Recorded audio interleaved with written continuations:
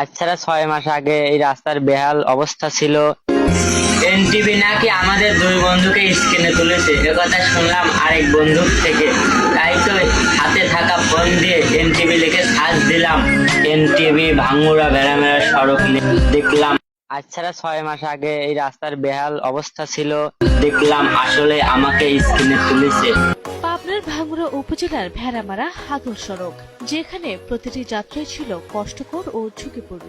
এ নিয়ে প্রায় বছরখানেক আগে সংবাদ প্রকাশ করে এনটিভি অনলাইন। তবে কয়েক মাসের ব্যবধানে এখন সেই সড়কে দেখা যাচ্ছে আশাব্যঞ্জক পরিবর্তন।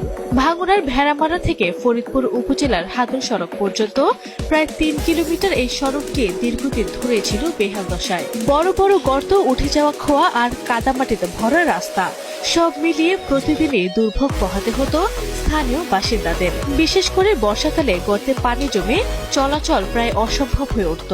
রাস্তা ভাঙা ছিল, স্কুল কলেজে যাওয়া অনেক সমস্যা ছিল, প্রচুর সমস্যা ছিল, গাড়ি ঘোড়া উল্টে যাইতো। একদিক দিয়ে কাটবো না কোন দিক দিয়ে কাটবো এরকম অবস্থা হচ্ছিল। এখন বর্তমান রাস্তাটা খুব ভালো, রেবেলিং দিয়ে আছে, আমি ঢালাই কতদিন হবে এটা তো বলা যাচ্ছে না। আজ ছাড়া 6 মাস আগে এই রাস্তার বেহাল অবস্থা ছিল। গাড়ি ঘোড়া ভেঙে যেত, এমনি লোকজন নিয়ে আমরা হেস্তা হইতাম। আমাদের রাস্তাটা হয় সুন্দর হয়েছে। শুধু পথচারী নয়, ভোগান্তিতে ছিলেন যানবাহনের চালকরাও। প্রতিনিয়ত নষ্ট হতো যানবাহনের যন্ত্রাংশ, বাড়ত দুর্ঘটনার ঝুঁকি। দীর্ঘদিন ধরে এলাকাবাসীর দাবি ছিল একটাই, এই সড়ক সংস্কার করা।